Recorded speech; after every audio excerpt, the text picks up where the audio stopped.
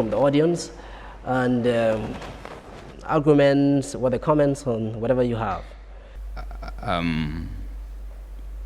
So since science is not science, physics is the explanation for the natural world. Like, it's the most reliable explanation that we have so far. And even though it's the most reliable explanation for the natural world, we still have a lot of superstitious beliefs. Like, there's people who don't really rely on science. They think that their superstitions actually make sense. And so they kind of dismiss everything that science has proven, and they hold on to their traditional superstitious beliefs. So do you think there will ever come a time where science will kind of destroy every superstitious belief that we have today in the world and be the only reliable explanation for the natural world? Or do you think people will always have these complicated superstitious beliefs? There's people who believe that. And physics should explain that for you? Sorry? And physics should explain that for you? No, I mean, that's like, all on you. no, that's not what I'm saying. I'm saying, like, even though physics explains the natural world, and a cat is a part of the natural world, right? People still hold on to these, like, superstitious beliefs. So if they see a black cat in the morning, they believe that their day will be messed up because they meet a black cat in the morning. And there is a reliable explanation for why they have a bad day, but they don't take that. And so my question is, do you think there will ever come a time where people will dismiss these superstitious beliefs, like meeting a black cat in the morning and believing that you'll have a bad day, and rely on science? Well, I believe that someday that would happen, but like, I hope that we don't die before we see that day. Hopefully. My question is how, according to Newton, third law says that every action have an opposite action, and scientists confirm that there is a parallel world or parallel universe. How much science can confirm the foundation of the parallel world or universe? Even Einstein said that if you need to go to another world, you have to go through two connected black holes. Yeah, it's talking about the multiverse theories or parallel universe. There, everything should have its opposition. That opposition should be in the same level. For example, there should be good. At the same time, you should see there is a bad. So do you believe in a parallel universe? Well, he mentioned black holes. Einstein believed that black holes is another door for multi-universe. Maybe we are in a universe that is inside a black hole. All right, good.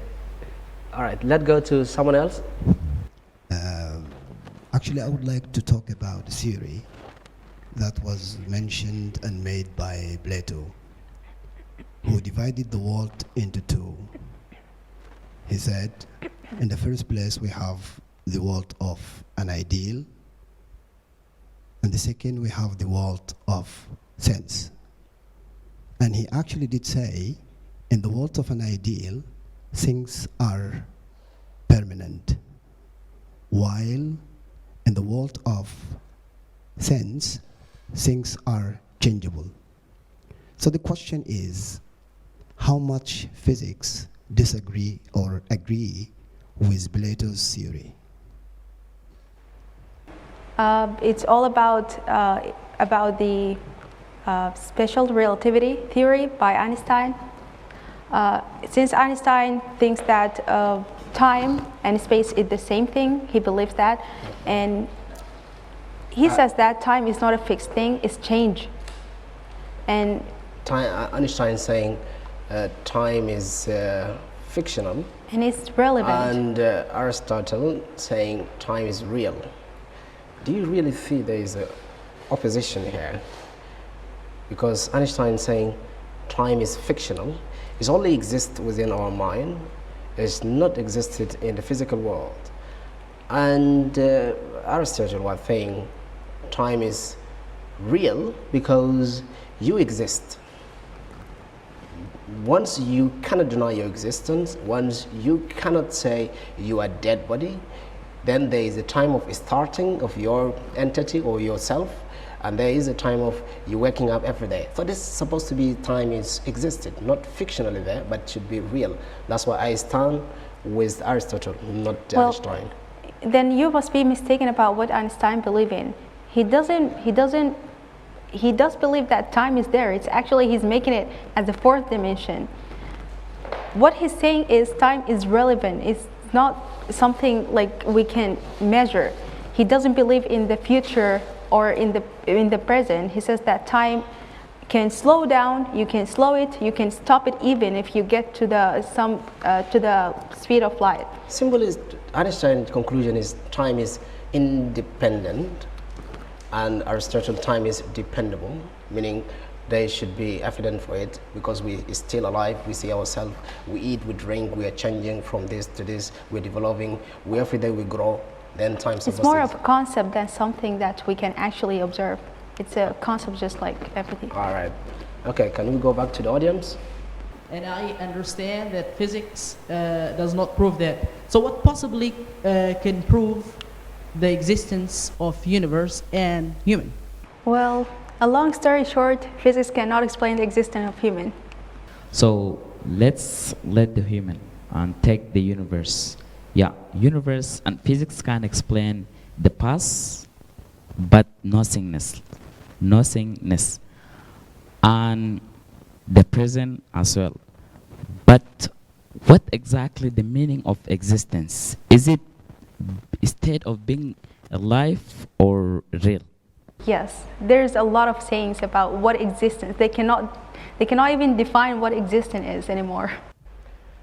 Does the world or the universe has laws that governing us in terms of physics? all right. Do you think there is a natural laws that can move things? Of course, the fundamental laws of nature, the four fundamental laws. Okay. Even Einstein, before he died, he tried to combine everything in one theory, the string theory, but he died before that. Mathematics seek to understand the existence of the human and universe, and together also the mathematics seek to understand the mathematical structure. But I need to differentiate between the mathematics and the physics. What is the relationship between them? Physics, yeah, they are twins. I'm not gonna make the mathematicians mad. We are twins. None of them is like higher. We're just using mathematics as a tool to prove our theories. Because whatever we have of theory, we cannot do anything without the math. Just want to ask you a question. According to the definition of happiness, that means you want to live in peace, right? So, and at the same time, according to the teacher's question, he asked you about does science makes you feel happy, right? And you define happiness as peace, right? So how can you live in peace while the world is globing, right? The climate change and the global warming is happening out there, and you claim that you live in peace? How can you define that? I'm trying to live in peace, but I am not. All right, thank you very much, ladies and gentlemen, audience, and those who are listening for these programs. We are really happy and having this chance.